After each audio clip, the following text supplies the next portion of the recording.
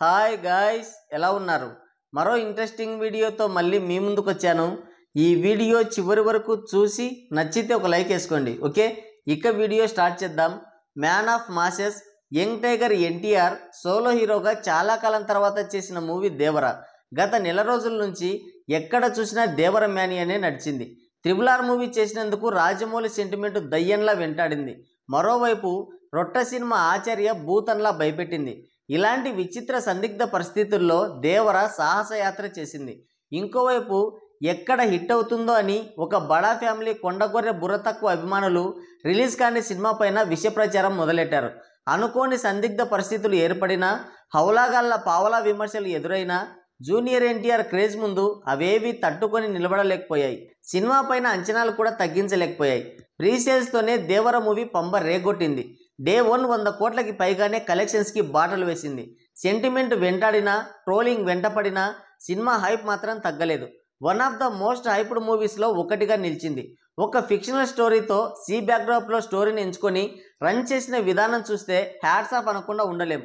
ఒక ఊహాజనిత అద్భుత ప్రపంచాన్ని సృష్టించి అక్కడి మనుషుల్ని, ఆ పరిస్థితుల్ని వండర్ఫుల్గా ప్రజెంట్ చేస్తే చూడడానికి చాలా బాగుంటుంది.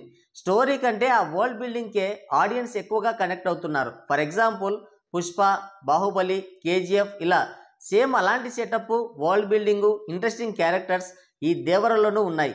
సముద్రం, దాని చుట్టూ 4 గ్రామాలు, వాళ్ళ మంచితనం, వాళ్ళ దొంగతనాలు, వాళ్ళ ఆచారాలు, వాటికి 100 ఏళ్ల నాటి చరిత్ర, ఇవన్నీ కూడా చాలా విచిత్రంగా కొత్తగా అనిపిస్తాయి ఆడియన్స్కి.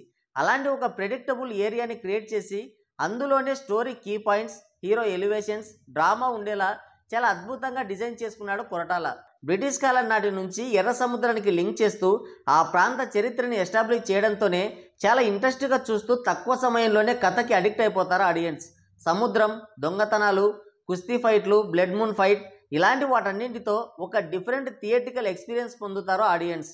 షార్క్ సీన్, క్లైమాక్స్ ఫైట్, చిన్న ఎన్టీఆర్ ఫియర్ హీరోయిజం ఇలా చెప్పుకుంటూ పోతే సినిమాలో మనం ఎక్స్పీరియన్స్ చేయాల్సినవి చాలా ఉన్నాయి.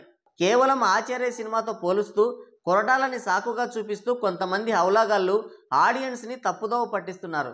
నిజానికి సినిమా ఎక్కడ కూడా బోర్ కొట్టదు. ఎంగేజింగ్ స్క్రీన్ ప్లేతో ఒక ఫ్లోలో చాలా సెటిల్డ్గా వెళ్ళిపోతుంది. ఎన్టీఆర్ స్టార్డమ్ మీద అసూయతో ఒక వర్గం కావాలని నెగిటివిటీ స్ప్రెడ్ చేస్తుంది. అయితే ఇక్కడితో అయిపోలేదు కదా, ఇప్పుడే మొదలైంది అసలైన ఆట. ఇప్పటి వరకు మాంసం ముక్క కోసం కుక్క వెంటపడినట్లు వెంటపడ్డారు సాంగ్స్, ట్రైలర్స్కి. కానీ వాళ్ళు ఎంత మురిగినా డే 1 బాక్స్ ఆఫీస్ దగ్గర జరగాల్సిన విధ్వంసం జరిగిపోయింది. రివ్యూలు చూసి సినిమాలు చూసే వాళ్ళు చాలా తక్కువ. ఆల్రెడీ మౌత్ టాక్ సైలెంట్గా స్ప్రెడ్ అవుతుంది. నైట్ షోలు కంప్లీట్ అయ్యేలోపు తెలుస్తుంది ఫైనల్ టాక్ ఏంటనేది.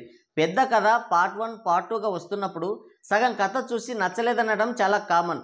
కానీ సినిమాలో ఉండే డిఫరెంట్ ఎలిమెంట్స్ ఆడియన్స్ని కుదురుగా కూర్చొనివ్వవు. ఇండస్ట్రీ హిట్ అయిన బాహుబలి పార్ట్ 1కే మిక్స్డ్ టాక్ పడింది. పుష్ప కూడా సేమ్. కాబట్టి తొందర ఏం లేదు, మూవీ ఖచ్చితంగా హిట్ స్టేటస్ తీసేసుకుంటుంది. మొన్ననే పొగకొట్టంతో చావు తప్పి కన్నులట్టబోయిన ఒక పావులా స్టార్ ఫ్యాన్స్ అయినా బుర్ర తక్కువ గొర్రెలు చేస్తున్న గొర్రె ఉద్యమం ఇది. అందుకే గొర్రెలన్నీ ఒకే పాట పాడుతున్నాయి. ఇప్పటి వరకు ఇన్నింటిని తట్టుకున్న స్టార్ పవర్ ఈ మాత్రం తట్టుకోలేదా? మూవీ అయితే బాగుంది కాబట్టే లబోదిబ్బమని మొత్తుకుంటున్నాయి. మూవీ బ్రేక్ ఈవెన్ కంప్లీట్ అయిన తర్వాత ఈ గొర్రెల ముఖ చిత్రం చూడాలి ఒకసారి. సో ఎన్టీఆర్ ఫ్యాన్స్ భయపడాల్సిందేమీ లేదు.